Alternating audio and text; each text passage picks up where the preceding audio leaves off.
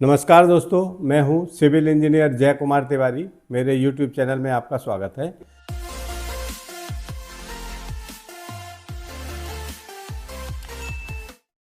उत्तर प्रदेश सरकार विकसित उत्तर प्रदेश 2047 का दृष्टिपत्र तैयार कर रही है। तो मैं पूरी तरह इस बात से असहमत हूं कि अगर प्रदेश के बड़े महानगरों में या डिस्ट्रिक्ट हेडक्वार्टर्स के सीमा से लगे हुए छोटे गांव में अवैध और अनियोजित विकास पर नियंत्रण सरकार नहीं कर पाती है, तो ये विकसित उत्तर प्रदेश 2047 का जो दृष्टिपत्र है या शासन की जो मंशा है, इसमें सफल होने की संभावना पूरी तरह से मुझे तो व्यक्तिगत रूप से नहीं लग रही है।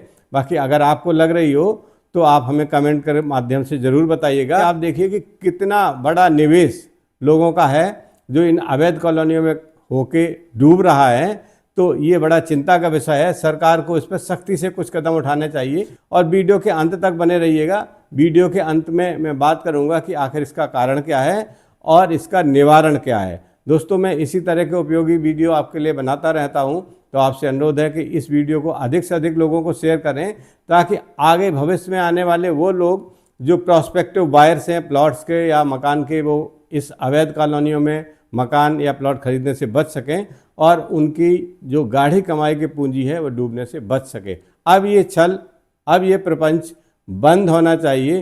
चाहे भले ही उसमें कोई नेता शामिल हो, अधिकारी शामिल हो, या लोगों की सूचना तंत्र में कुछ कमी भी हो, जिसको कि सरकार को ही पूरा करना है। सरकार को इस तरह के जगह जगह प्रचार प्रसार के माध्यम अपनाने चाहिए। अब तो एआई का समय है। उत्तर प्रदेश सरकार अपने सभी कर्मचारी और अधिकारियों को एआई की ट्रेनिंग देने जा रही है।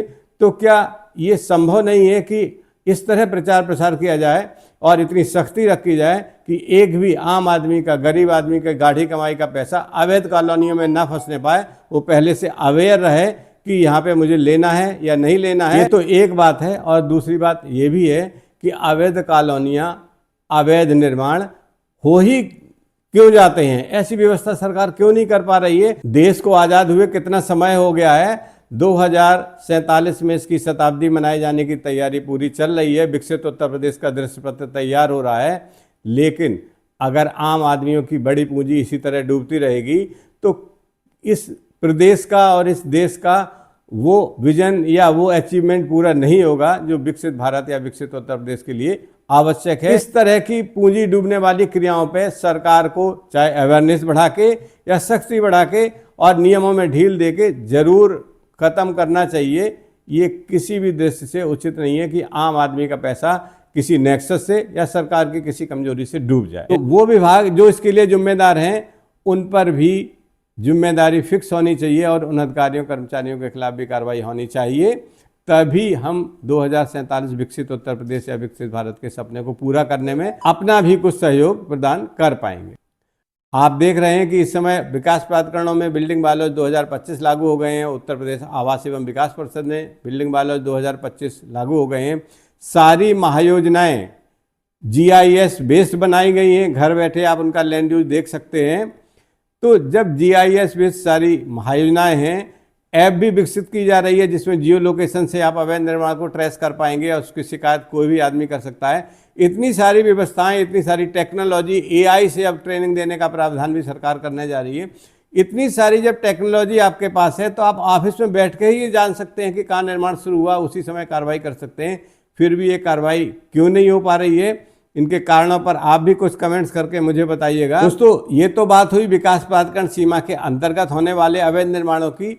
अब बात कर लेते हैं विकास प्राधिकरण या रेगुलेटेड एरियाज के बाहर वो क्षेत्र जो विकास प्राधिकरण की सीमा से लगते हुए हैं या विकास प्राधिकरण की सीमा से थोड़ा दूर भी है, लेकिन वो रोड के किनारे होने से के कारण या कुछ और महत्वपूर्ण उनकी जियो लोकेशन या लोकेशन होने के कारण वहाँ पर सेलेबिलिटी है।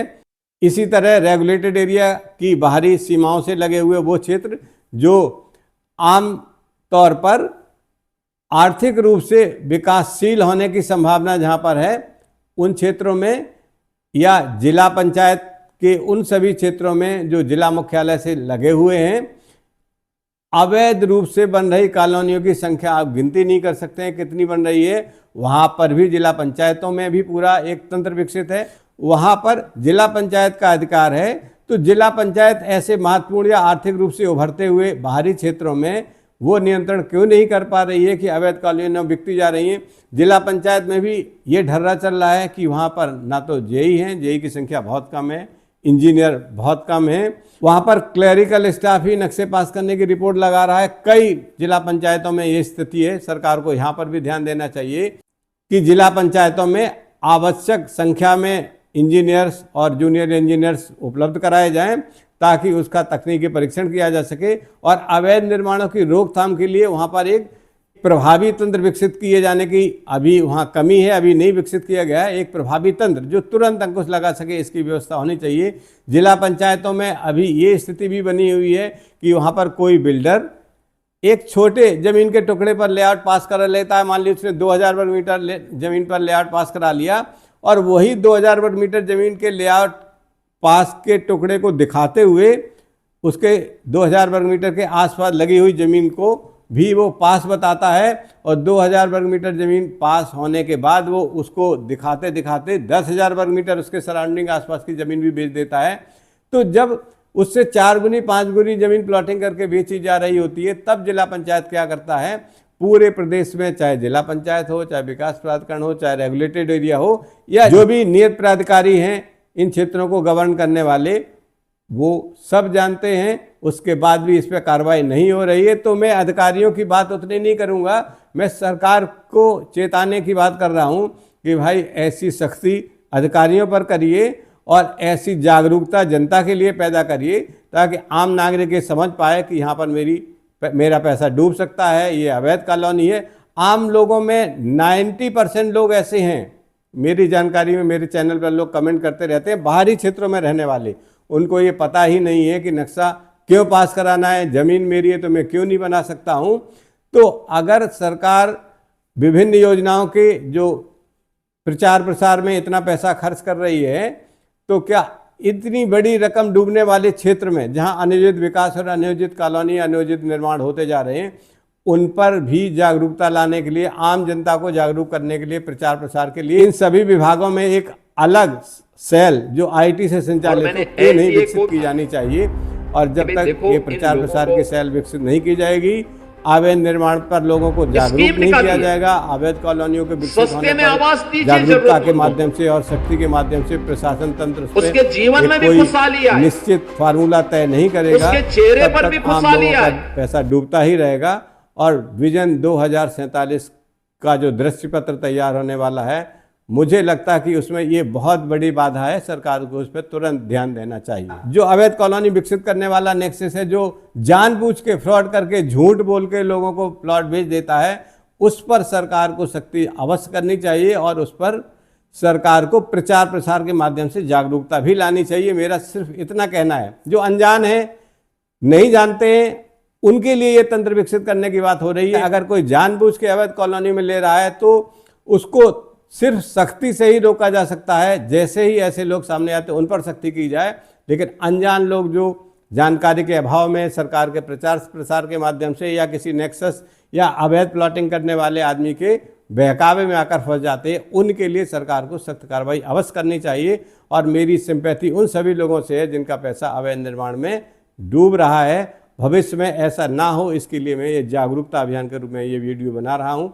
आपसे अनुरोध है कि इस वीडियो को अधिक से अधिक शेयर करें ताकि ज़्यादा से ज़्यादा लोगों का पैसा बचाया जा सके। दोस्तों, मैं इस वीडियो को यहीं समाप्त करता हूं, लेकिन चलते चलते मैं आपसे अनुरोध जरूर करूंगा कि आप अपनी जागरूकता बढ़ाइए। किसी अवैध कॉलोनी में कोई प्लॉट मत खरीदिए, कोई अवैध निर्मित भवन मत खरीदिए जिसका नक्शा पास ना हो या जिस कॉलोनी का लेआउट पास ना हो, वहाँ कोई प्लॉट मत खरीदिए और अपने मेहनत की कमाई के पैसों को सुरक्षित रखिए और ऐसी जगह इन्वेस्ट करिए, ऐसी जगह प्लॉट मकान खरीदिए जिसका लेआउट पास हो।